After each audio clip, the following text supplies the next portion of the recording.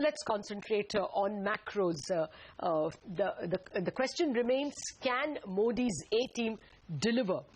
We are going to ask these and other questions to Arundhati Bhattacharya, Chairman, State Bank of India, and Dr. Saumitra Chaudhuri, former member of the Planning Commission, one of our veteran economists, done so much work on input-output analysis for so many things that the government has wanted him to do. Mrs. Bhattacharya, Dr. Chaudhuri, thank you very much for joining us. Raamdeo Agrawal is also joined in as our guest editor and will be asking you his set of questions. Dr. Chaudhuri, let me start with you. What is your sense? Are you getting a sense that as an economy we have troughed out and that it will only be a matter of time that we hit that 6 and 6.5% growth? Yes, but first I did not do input-output analysis. Okay, that's not what is you wrong. Okay. But thereafter, let's say that I think the last couple of years you could say that we had actually troughed out. We are at the bottom of the heap, we weren't getting any worse, but there was no sign of improvement. In the last quarter, there has been, well, if you look at the industrial output numbers, there has been some signs of improvement. And if you look at the Q4 numbers for all companies put together, there is something encouraging about profit growth. So yes, perhaps I think we are at a turning point. We are at a revival point. I think there is also an improvement in the confidence conditions. But after 3 years of going very slow, problems tend to accumulate, and expecting that those problems will go away overnight may be unrealistic. So it is going to happen, but it'll take a little bit of time. But if you say that can we get to about 6%, maybe in a year's time, I think that's a realistic proposal. We could get it even earlier. It depends on how the government leads from the front on the areas of infrastructure investment in the second half of this year. Okay. I'm sure Sonia is going to ask you some more about what you expect from the government. But just one more word on the macros. Dr. Chaudhuri, can inflation play spoilsport again? We saw those ugly veggie numbers for July. They probably subsided. But my point is, will this again break the game, break the pace of growth, break the pace of the nascent recovery?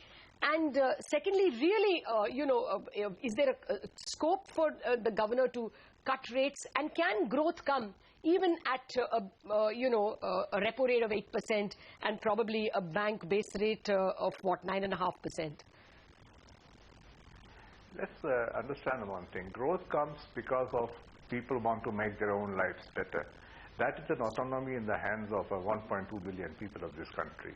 And they will improve matters. They will push against whatever obstacles that might be in their way. And it's up to the larger system to wonder whether you are going to facilitate that process or you're going to make it a bit tougher. So I think growth will recover one way or the other way. As far as the prices are concerned, yes, fresh vegetable and fresh fruit prices have played spoilsport. But look, going forward, I think there is a degree of uncertainty regarding cereal prices because of the monsoon. Monsoon situation, by the way, in 2014 is much better than it was in a comparable time in 2009. So we shouldn't see that kind of large output losses that we had in 2009. That may speak well for what might happen with prices. But I think food prices is a dicey issue. Food prices are difficult to control from the usual conventional monetary point of view. But how do you actually control inflation through monetary policy by destroying demand, right? Now, that works in the case of manufactured goods. It doesn't quite work like that in the case of food prices. And don't know what is the demand that you're going to destroy in an economy that's been growing at sub 5%. I think these are questions that are not easy to answer because monetary policy also plays a signaling role. But I think one has to take a holistic view. But as I said, growth will recover one way or the other way. The two basic agents, individual households, young people, and corporate sector will push growth forward. It's up to the government. It has certain amount of autonomy in trying to facilitate the process. I hope it does so in the second half of this year. All right, let me also get in the lady into the conversation, and then we'll toss across to Raamdeo Agrawal as well. Ms. Bhattacharya, come in on the point that Dr. Chaudhuri was making, because if we do have a pickup in growth, then that would of course help the asset quality that banks are, being burdened under as well. And in this quarter too, we've seen some amount of the pressure subsiding, especially for banks like your own. What's the sense you're getting about how much growth could recover to, and whether the worst is over as far as asset quality pressures are concerned for banks? Again, I think I fully agree with Dr. Chaudhuri that growth will come willy-nilly whether you reduce the rates of interest or not, and we've been seeing that from the last quarter of the last financial year. You have seen actually the cycle in iron and steel turning, and in a few other areas as well. And yes, asset quality, the pressures are definitely down.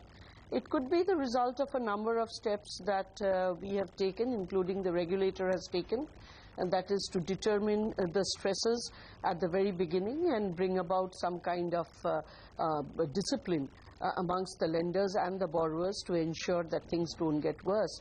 But it is also helped by larger top-line numbers, and those numbers we believe will continue to increase.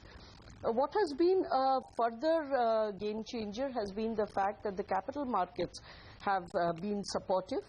People have been able to raise equity, and we are also seeing a lot of demand for assets, that is the sale of assets, mergers, consolidations.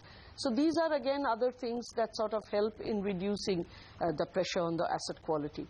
So going forward, I do believe that we are going to see the bottoming out of this cycle very shortly, and we should begin to see the upward movement. As Dr. Chaudhuri said again, that the government can be a facilitator, and if it is a true facilitator, and we are seeing many small steps being taken in order to facilitate this, if that continues, then I do believe that the upturn will come sooner. Raamdeo? Yeah. My question is about 70% dominance of public sector banks in the entire overall lending and deposit book.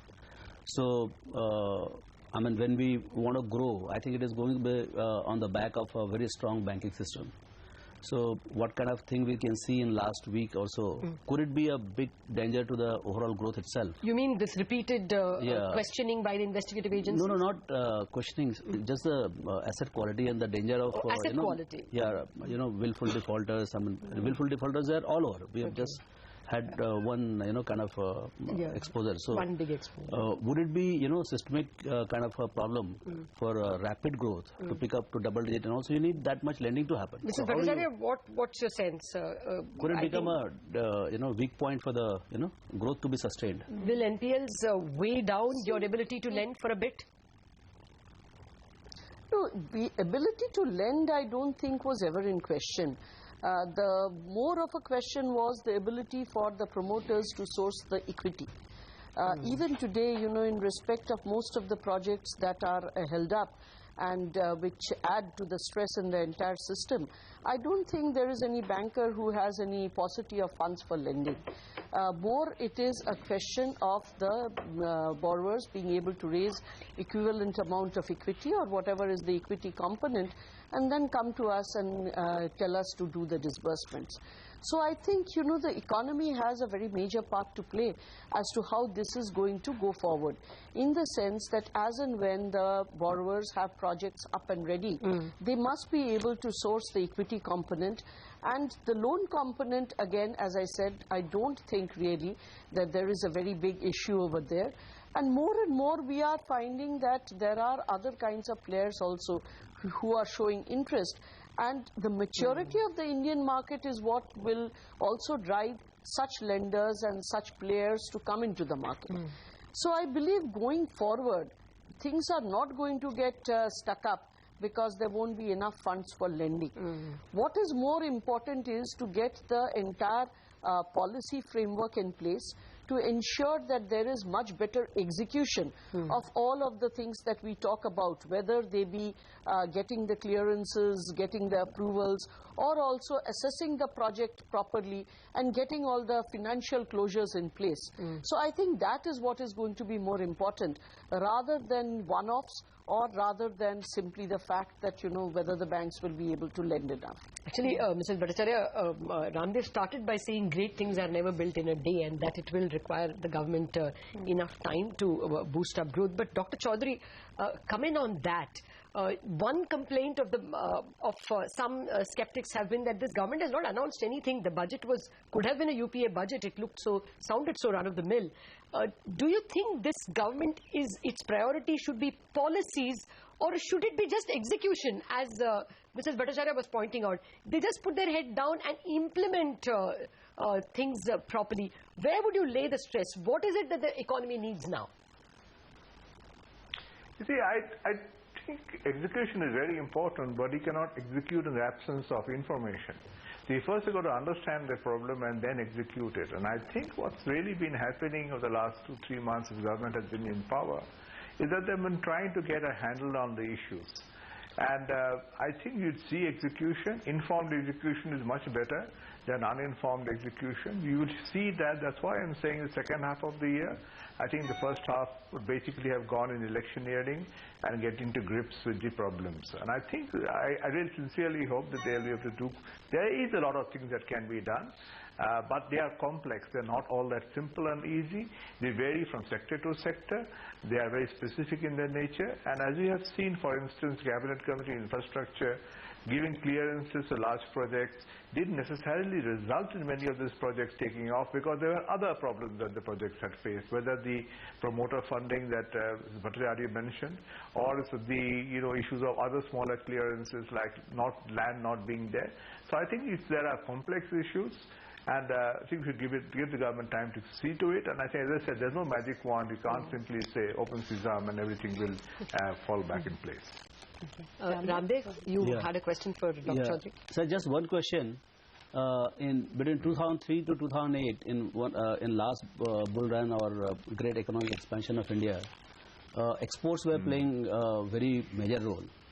Now the global markets are not that conducive for, even at a reduced, weakened rupee, we are not able to push the export at the pace at which we could do it in early part of the decade.